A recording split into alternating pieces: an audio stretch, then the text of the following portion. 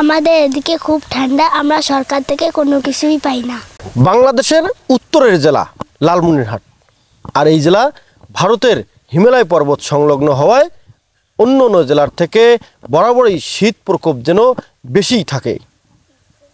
আজ মঙ্গলবার সকাল থেকে সারাদিন কনকনে শীত, ঝরঝর করে পড়ছে বৃষ্টির মতো এই কুয়াশা।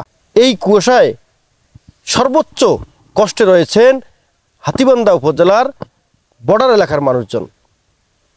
দর্শক, আমরা এসেছি লালমনিরহাটের হাতীবান্ধা উপজেলার সিঙ্গিমারি ইউনিয়নের বর্ডার এলাকায়। এসেই চোখে পড়ে ছিন্নমূল কিছু শিশু বাচ্চা, দেখেই মন যেন কেঁদে ওঠে।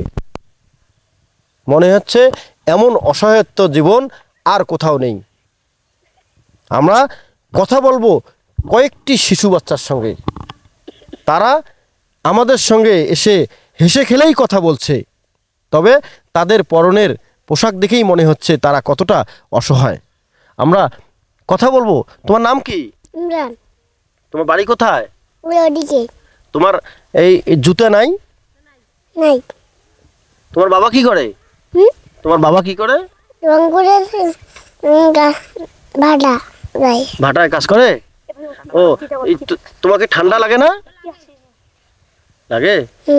এই যে সরকারিভাবে কোনো তোমাদেরকে কম্বল কোনো কিছু দেয়নি? না, দেয় না। না, না।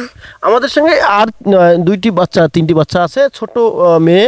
এরা একটু আমরা যদি একটু দেখাই যে কত অসহায় অবস্থায়, তার পোশাকের দিকে তাকালেই মনে হবে যে এতটাই গরিব যে তাদের পাশে এখন পর্যন্ত কেউ দাঁড়ায় নেই। তোমার নাম কি? মোসাম্মদ লামিয়া আক্তার নুন্নামণি। আচ্ছা, তুমি ক্লাস 3। তোমাদের বাড়ি কোথায়? এখানে। এইটা কি বর্ডার এলাকা না? জি। আচ্ছা, তোমাদের এখানে সরকারিভাবে কোনো কম্বল বা অন্য কিছু দেয়নি? না, দেয়নি না? না। আচ্ছা, দর্শক, আমরা একটু দেখাবো যে আমরা একদম ভারতের যে ছিটমহল এলাকা, সেই ছিটমহল এলাকায় এসেছি, যে এলাকাগুলোতে এখনও এত ছিন্নমূল মানুষ রয়েছে যে যারা সরকারি কোনো সহায়তা তো দূরের কথা, তাদেরকে দেখার জন্য তেমন কোনো বিত্তবান বা কোনো মানুষ এখন পর্যন্ত তাদের পাশে আসেনি। তারা তেমন কোনো সহযোগিতা পায়নি। এই মানুষগুলো সরকারের তরফ থেকে সহযোগিতা স্বপ্নের মতো মনে হয় তাদের কাছে। তবে আমরা আশা করব যে বাংলাদেশ সরকার যেন বিশেষ করে বর্ডার এলাকার মানুষদের পাশে দাঁড়ায়, তাদের দিকে একটু তাকায়, তারা কিভাবে চলে, তাদের ইনকাম, তাদের আয় রোজগার কেমন, এই বিষয়গুলো একটু খোঁজখবর রাখে।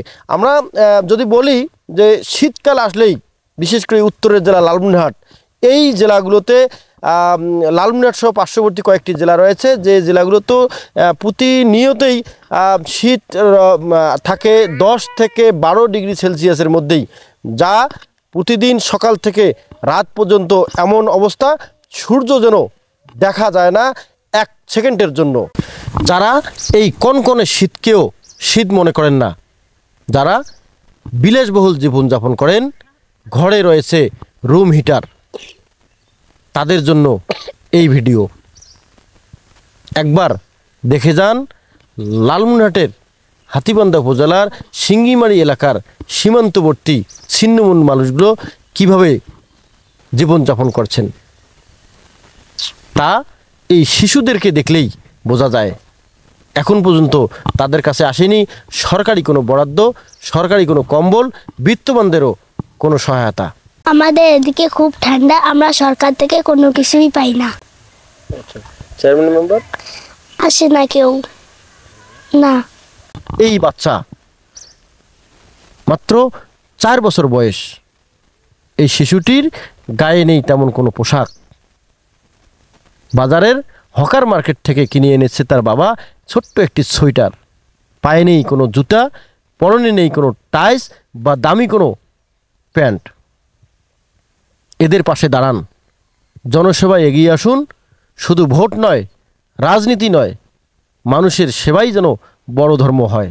লালমনিরহাট জেলায় 1000 কম্বল বরাদ্দ হলেও 5টি উপজেলা, 2টি পৌরসভা রয়েছে, যা প্রয়োজনের চেয়েও অনেক কম। তাই বিত্তবানদেরকে এগিয়ে আসতে হবে এসব গরিব মানুষের পাশে। M A Rahim, news channel 24, Lalmonirhat.